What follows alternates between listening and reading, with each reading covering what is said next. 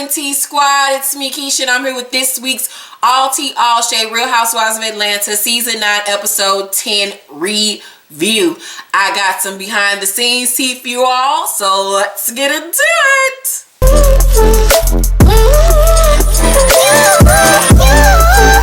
So, word on the street is that Kenya's ex-boo Matt has a new boo thing, y'all, and her name is Mickey ATL on Instagram. They were spotted with one another last week at somebody's club.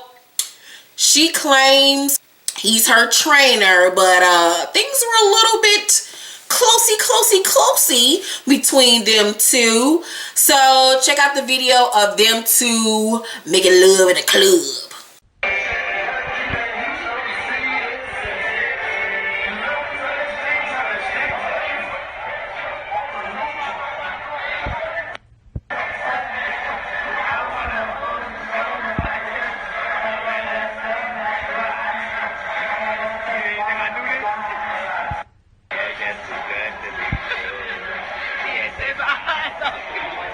About that life, see? I need you, babe. I love you, baby. And I say, okay. She don't know about that.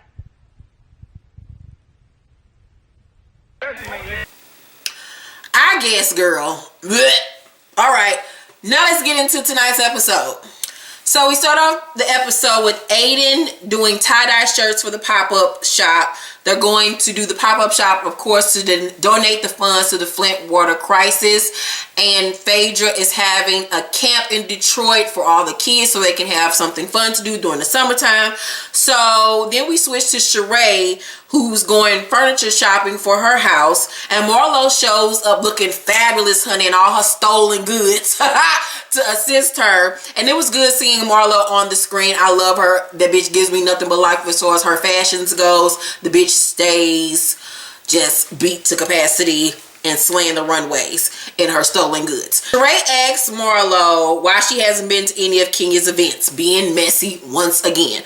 And Marlo says that she thought at first that Kenya was this sweet girl that everybody just misunderstood. She thought they were alike, but now she doesn't like her anymore. She thinks that Kenya is a snake. She's sad, she's pathetic, she's depressed, and a user. And that she said that she received a phone call from Kenya asking her, like, what should I do for my birthday party? Can you give me any recommendations? And that Marlo told her, you know, you just need candles and flowers, girl. That makes anything look great. So then the next thing she knows, she sees on the gram that Kenya had a whole birthday party and did not invite her, but yet still Nene was there. So she felt like, oh, since Nene want to give you the time of day now, it's like, fuck me. So basically you was only my friend since Nene didn't want to be your friend, which I would have felt the same exact way. Okay, bitch. And so then Kenya didn't invite her to her housewarming, which was another basically like, fuck you. So I understand 100% where Marlo's coming from. I would have felt the same way. That was some shady, fucked up ass shit. And Kenya was 100% wrong for her actions. So Kenya arrives home from Charlotte after the club opening, and she comes home to find her garage windows cracked, honey. The back window of her Range Rover busted open. We see her goddamn side door busted open. Matt came by and fucked up her shit. He spray painted the cameras so she wouldn't have footage that he actually did it, but we saw the fact that he did it. And if y'all notice, you saw a little speckle of blood on the back of her car. So if he did it, she could get the DNA testing done. But that thing came over there on some old Jasmine Sullivan bust your windows out your car type shit. So she calls Candy and she conjures up some tears to try to act like she's so distraught over this. And she tells Candy what happened. And Candy's like, girl, you better leave that nigga alone. He's fucking crazy. You don't need to be dealing with that type of shit. And Candy was like, you know, I just feel like I need to protect him, you know, because he's such a good person. And I just know who he can be when he doesn't act like this. And Candy's like, girl, what would your daddy say? To get a restraining order. Okay, Kenya, so girl, you gotta figure out what the hell you gonna do. Shit, if you need to, you can come over here and come stay with me, because you need to get away from him. Kenya. Oh, girl, you heard me. Yeah, I do. I mean, okay, Candy, thanks for listening. And I'm like, okay, girl, at this point, it's obvious that Kenya loves the drama. Matt, for sure, busted the windows out her shit. But she loves the drama. She loves all this foolishness they're going through, and it's helping her storyline. And that's why she continues to go back and forth with him for a storyline. And that's why she keeps on reiterating that he's not going to do anything to me. He's just fucking up my shit to get my attention. Girl, I don't want no nigga to want my attention that goddamn bad. Fuck that. Cynthia is packing up her townhouse because she has to be out in the week. There was a glitch with the closing on the lake house, so she probably won't get it. And I'm pissed off because I just thought we was moving in. I was ready. I got all my shit together. I packed my bags. I was ready to fucking go. Her and Noel are temporarily homeless. They can go to her mom's house, and Kenya offered for them to come to her house. But since Matt and Kenya are going through all this bullshit, Cynthia like, girl, I ain't taking my ass over there and getting my shit fucked up. No ma'am, no sir. Kenya surprisingly goes to Phedra's law office to see her. She got on like this little cute frilly Chanel inspired frock. It was really cute. And so they talk about the pop-up shop and the 50-50 cut of the profits. Out of nowhere, Kenya starts crying, and she tells Pheadra about the Matt situation. Pheadra can relate because you know how things ended off with her and Apollo. And Kenya says she talked to the police, and they said that jail won't help Matt if he's like crazy. And so Pheadra tells her that she and Apollo went to counseling to help with their issues, but by the end of their marriage, she didn't even know who Apollo was even anymore, and that she never thought in a million years that he would have acted the way he did when they were, you know, ending their relationship. Kenya says she loves Matt but doesn't want to be with the crazy part of him. She wants to be with the Matt that she knows. And she, you know, basically tells Pheadra that she has a lot to think about. And before she leaves, Pheadra, you know, offers to pray with her, which I thought was a very sweet gesture. Cute. So Kenya goes over to Candy's house. She got a rental car, and she tells Kenya that she decided not to file a restraining order. She asks Candy, so girl, where my bedroom at? And Candy was like, I didn't think that she was gonna actually the fuck come. I was just saying it to be saying something.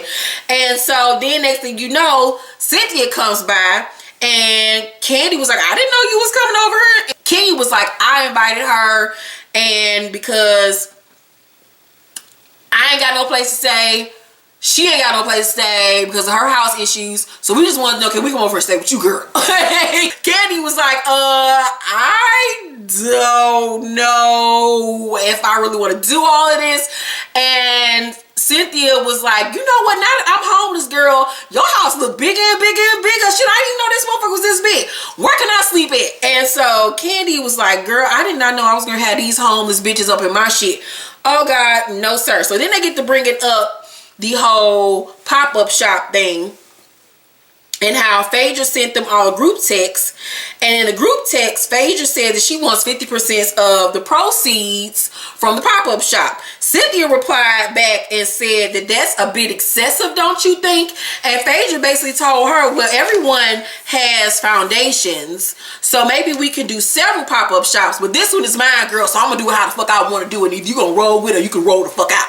So they all talk about Sheree always getting stories wrong and adding shit to stories that wasn't even said. And Katie tells them about the lunch that she had with Portia and how Sheree basically lied to Portia and added shit to the story that she didn't fucking say. So Kenya was like, is Block the one who peed on Portia? And Kenya was like, what you talking about, girl? She was like, remember we was on the boat last year and we was playing Never Have I Ever, and somebody asked the question, have you ever been peed on? And Portia took a drink. So I wonder, was he the motherfucker that peed on her? And Kenya was like, girl, I don't know nothing about that. I don't want to have nothing to do with that. And I'm like, really, Portia? You out here letting niggas pee on you, my nigga? It's that motherfucking serious out here in the streets? You letting niggas pee on you? Let me know down below in the comment section, you ever let a nigga pee on you? I would for I would for a nice chunk of change, but not just for free, just for the fun of it. Oh no, nigga, you can't pee on me just because that's what you like to do. You got to be giving me a good coin for me to let you piss on me. Nah, girl, nah, not just for no sexual kicks. Girl, it ain't that motherfucking deep, bitch. No. So it's the day before the pop-up shop. All the girls gather to look at the space, to talk over things once again. Portia shows up with her new short haircut, which I did not like on her. She looks way better with longer hair. So they bring up the profits, and after they talked about it, I still didn't know how the profits was being divvied up, who was getting what. I ain't understand shit. Let me know if you understood what the fuck was going on, because I didn't understand what the hell was going on. So Pheadra needs to raise at least 10 G's to give back to the children. Kenya announces she's going to Flint, Michigan with Pheadra to her camp. And Portia was like, oh, really? Oh, you invited Kenya to go with you? You ain't invited me? So she felt some type of way. Homegirl had a whole attitude about it. And Phedra's response to her was, I'm just getting to know you, girl. I mean, I'm just getting to know you. I don't know you like that. And Portia was looking at her like, oh, really? Okay, bitch. Portia was hot, baby, that she didn't get that invite and that Kenya did. Y'all friendship ain't as close as you thought it was, girl. So Cynthia moves out of her home, and they do a whole montage of all her ups and downs she had with Peter and Noel and all that good shit. So it's the day of the pop-up shop. Everyone is setting up. Sheree mad that Kenya put effort into her booth and got this big old sign and curtains and all type of shit, and all Sheree little punk ass got is a goddamn table with a little floral centerpiece that she got from Dollar Tree. I was like, girl, don't be mad because everybody else put money into their goddamn booth and you didn't, girl, because you ain't got the coin. All the girls are getting along, and it was just good to see them all laughing and kicking with each other and have a good time. It was like about time y'all acting y'all age and not y'all fucking shoe size. So everyone is just selling, and Apollo's mom and stepfather show up, and I was surprised to see them motherfuckers. We only seen the mama on here like one time, and they came to see Aiden, and Kenya is shocked by this, and so the fuck was I, and I know y'all were too. And she was just shocked that, you know, Pheadra has a relationship with Apollo's parents, and I was shocked by this too. But it's good to see that she does have a relationship with them, especially for the sake of the grandkids. So Marlo shows up and doesn't speak to Kenya, and Kenya was like, shady shade. Oh, okay, that's how we doing it. All right. So Kenya goes over to say hi to her and asks, can they talk? And right off the rip, she apologizes. She apologizes to Marlo for not inviting her to her housewarming party. And Marlo was like, no, it's more than just your housewarming. It was your birthday party too, but I see how it is. It's all good. Kenya says, you know, I was going through a lot of the time. She was like, I don't really care about all that. You don't do a friend like that. Which you don't. Kenya says, you know what? I don't even have an excuse. I was 100% wrong. And I was like, you know what, Kenya, about time you manned up and apologized when you were wrong, and for stepping up being a woman and for apologizing, because you did not have an excuse. You were just flat out wrong. You was acting funny, you was acting fake, and you was wrong. Good for apologizing. But Marlo ain't trying to hear all that. She started going off on Kenya, won't even let her speak, and she called her a Nene Jr. and walk off mad. And Kenya was like, you know what, I got time for this shit. I actually have clients to attend to, and not the old white man that you used to tend to. I was like, well, this friendship won't be salvaged. So at the end of the event, Candy gave $2,500, I believe, to Pheadra. Portia gave all of her proceeds plus $1,000 extra dollars. Kenya gave $450. Sheree gave $595, and Cynthia gave $1,000. And at the end of the day, Pheadra raised a little bit over $7,000, which was good, and I hope she gives all the money to the kids actually, and she don't put it in her purse. So I give tonight's episode all around an A, and I give it an A because it was a positive episode, and it was, you know, about raising awareness about the Flint water crisis and how they still need help and how it's still going on. And I just loved seeing Aiden giving back and being a part of the charitable event. It was just good to see the ladies doing something for somebody else other than themselves, and it wasn't a bunch of drama and bickering and bullshit. Also, be looking out for the Color Me Pink Book Club February book picks video. It will be going up tonight, and I will reveal to you all the top 5 book options for us to read for the February book. And I want you all to vote on which book you want us to read for February. So be looking out for that video with all the details on February's book club picks. Also, we have a new episode of Since You Asked coming up this Wednesday. And if you have not purchased any of my books, you can find them anywhere books are sold. Amazon, BarnesandNobles.com. I have a link down below in the description box with the links to Mina's Joint 2, my latest novel, and all of my social media info. Follow me on all my social media accounts so you can stay up to date on what I have going on. Please make sure to thumbs up this video, comment down in the comment section, and hit that little bell so you know when all of my videos are posting. If you're wondering about the lipstick I'm wearing tonight, this is Nabi, N-A-B-I, new matte formula liquid velvet long lasting liquid lipstick with shea butter and vitamin E, and it is in the color Blackberry. And this was a cheap little lipstick that I got from iKate House, and I believe I paid only $1.99 for it, and it gave me nothing but life. It's matte and it's really pretty and it's opaque and I love it. It's so pretty. And if you want me to do a hair tutorial on this top knot that I did with these bangs, let me know down below in the comment section as well. This is all of my hair except for 2 tracks. I had to cut my bangs, y'all. My hair was all the way down here and I had to cut it, but I want to do something new, give you all some new judge for the new year. Earrings, beauty supply, necklace Forever 21, necklace Forever 21, red leather jacket Forever 21 plus size department, camisole Forever 21 plus size department. Thank you all so much for watching this video, and I will see you all tomorrow for my Love and Hip Hop New York review, and Wednesday for my Black Ink Crew New York reviews. It's 2 episodes of Black Ink Crew back to back on Wednesday night, so be looking out for that. I love you all. Have a great and safe week. Bye. Love you.